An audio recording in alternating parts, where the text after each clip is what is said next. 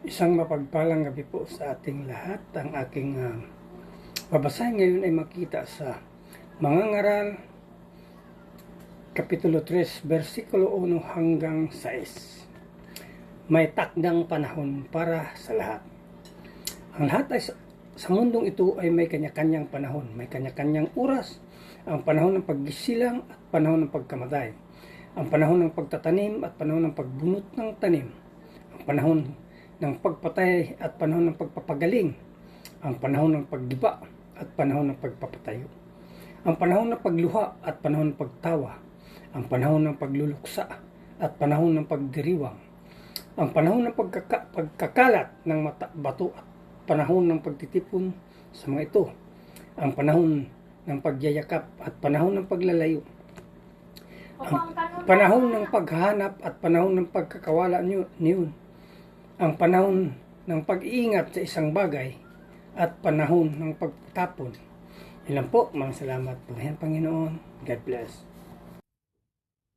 Isang mapayapang gabi po sa ating lahat. Ang aking po ibabahagi ngayong gabi ay mula po sa Aklat ng Mga Ngaral, Kabanata 3, sa talata 7 hanggang 9. Ito po ang nakasaad. Ang panahon ng pagpunit at panahon ng pagtahi, ang panahon ng pagtahimik at panahon ng pagsasalita, ang panahon ng pagmamahal at panahon ng pagkapuot, ang panahon ng digmaan at panahon ng kapayapaan. Ano ang mapapala ng tao sa kanyang pinagpaguran? Ito po ang nakasaad sa banal na kasulatan. Tayong sa amang lumikha lamang po ang pinakamataas na papuri at pasasalamat. Amin. Magandang gabi po sa ating lahat. Ang babasahin ko po ay mula po sa Mga Ngaral, chapter 3, verse 10 to 15.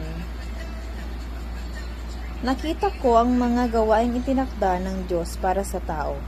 At lahat ng ito ay itinadhana ng Diyos na mangyari sa takdang panahon. Binigyan niya tayo ng pagnanais na malaman ang hinaharap, pero hindi talaga natin mauunawaan ang mga ginawa niya mula noong simula hanggang wakas.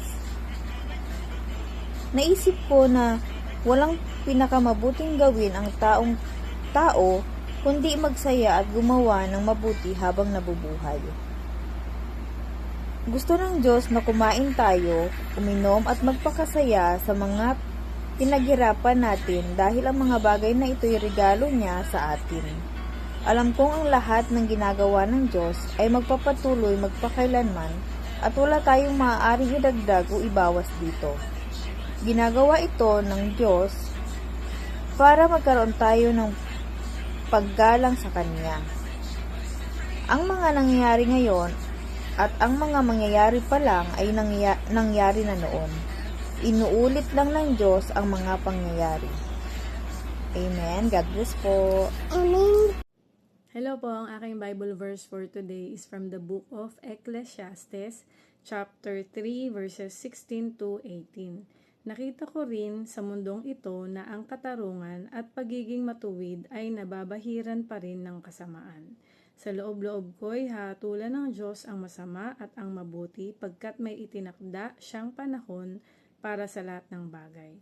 Tungkol sa tao, naisip kong sila ay sinusubok ng Diyos upang ipakilalang ang tao ay tulad lamang ng mga hayop. Amen. Ang mabuting balita ng ating Panginoon. Muli po, isang mapagpalang araw muli sa ating lahat. Tayo nga po ay nasa Ecclesiastes chapter 3 verse 19 to 22. So sabi po dito, sapagkat ang nangyari sa mga anak ng tao ay siya ring nangyayari sa mga hayop. Iisa ang nangyayari sa kanila. Kung paano namamatay ang isa, gayon din namamatay ang isa. Oo, silang lahat ay may iisang hininga at ang tao ay walang kalamangan sa hayop. Sapagkat lahat ay walang kabuluhan. Lahat ay napupunta sa isang dako. Lahat ay mula sa alabok at lahat ay nauuwi sa alabok. Sinong nakakaalam kung ang espiritu ng tao ay pumapaitaas at ang espiritu ng hayop ay napapasa ibaba sa lupa? Kaya't nakita ko na walang mabuti para sa tao kaysa magalak siya sa kanyang mga gawa sapagkat iyon ang kanyang bahagi. Sapagkat sino ang magbabalik sa kanya upang makita ang mangyayari pagkatapos niya. So dito sinasabi ni Solomon na yung tao at ang hayop ay may parehong kalagayan. Yung kanyang punto po dito sa paningin po ng tao, pareho silang namamatay at bumabalik sa alabok. Ito ito naman po yung katotohanan. Dahil tiyak yung kamatayan, so ibig sabihin wala pong saysay yung pagmamalaki sa yaman, yung kung sino man yung mga sa posisyon o ano man yung karangalan niya, hindi po niya ito kayang ipagmalaki, no? Kaya dito makikita natin, hinihikayat ni Solomon na yung tao mamuhay na may kagalakan doon sa mga biyayang ipinagkaloob ng Diyos sa kanya, no? Habang siya ay may buhay. So sa kabuuan po ng ating pong binasa, malinaw po na yung tao ay may espiritong haharap sa Diyos, no? Kaya ang buhay ay dapat ihanda, no, para do sa walang hanggan. So dito matutunan din natin na yung kamatayan ay pantay-pantay sa lahat, walang mayaman, walang mahirap, mataas o mababa, wala pong makakaiwas sa kamatayan. So mamuhay po tayo na may kababahang loob at maging handa, no, do sa pagharap sa Diyos. Ang buhay po sa lupa ay pasamantala, lahat tayo ay mula sa alikabok at babalik po tayo sa alabok, no, sa alabok. Huwag pong ilagak ang puso, no, sa mga bagay na panandalian, kundi sa mga bagay na walang hanggan. So yung tunay po na kasiyahan ay nagmumula po sa Diyos.